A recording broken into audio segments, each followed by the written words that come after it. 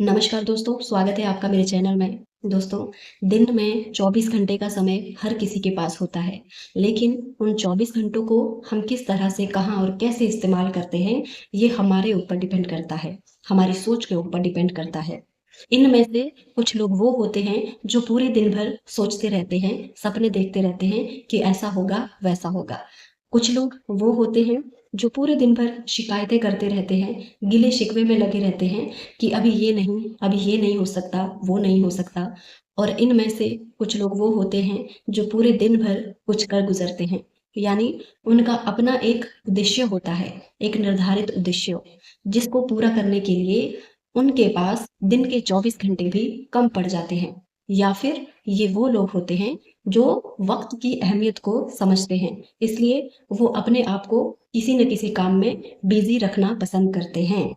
देखो, हमारे हर दिन की शुरुआत हमारी चॉइसेस के ऊपर डिपेंड करती है कि हमने आज अपने लिए क्या चूज़ किया है, और वहीं से हमारे रास्ते अलग-अलग हो जाते हैं और हम अपनी-अपनी दिशा में काम करने लग जाते हैं। मान लीजिए मैंने आज कोई 5 टॉपिक पर काम करना है और उन 5 टॉपिक पर काम करने के लिए मैं पूरे दिन भर समय ज़रूर निकालूँगी।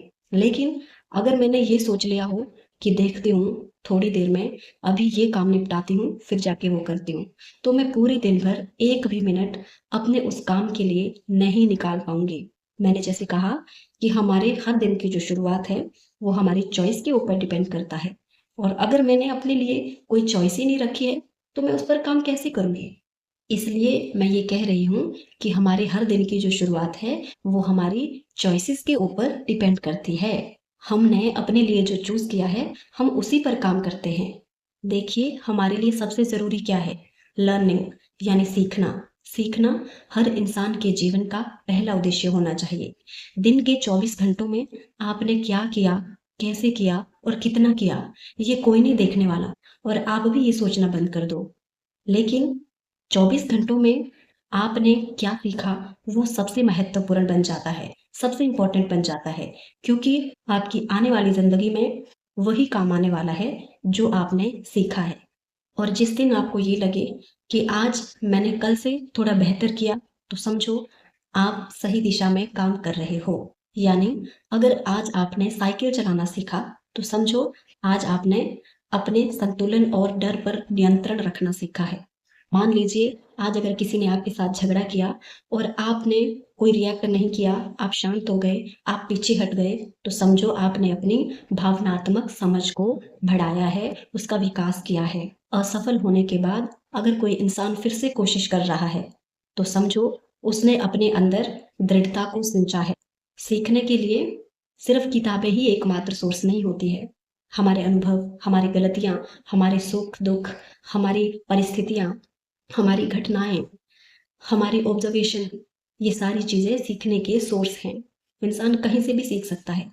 एक छोटे बच्चे से भी सीखने को बहुत कुछ मिलता है। एक पागल दिवालिया से भी हमें सीखने को बहुत कुछ मिलता है। और अगर हम कुछ नया सीखते हैं, तो हम वैसे नहीं रहते हैं जैसे हम कल थे, क्योंकि सीखना हमें बदलता है और हमें बेहतर बनाता है। सीखने का मतलब कभी ये नहीं होता कि हमें सिर्फ नॉलेज चाहिए। यानी अगर आज हमें बुक पढ़नी आ गई, हमने पढ़ के छोड़ दी, मतलब हमने सीख लिया।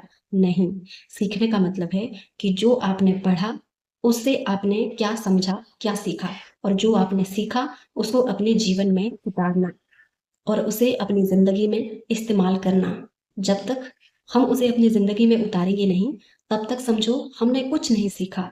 लेकिन जिस दिन हम उसे अपनी ज़िंदगी में उतारते हैं, अपने जीवन में इस्तेमाल करते हैं, तो समझो हम अपने आप को हर दिन बेहतर बना रहे हैं, अपने आप को बेहतर बनाने की कोशिश कर रहे हैं। Thank you so much. तो मिलते हैं एक नेक्स्ट वीडियो में नए अनुभव के साथ। तब तक के लिए आप सभी अपना ख्याल रखें। Thank you so much.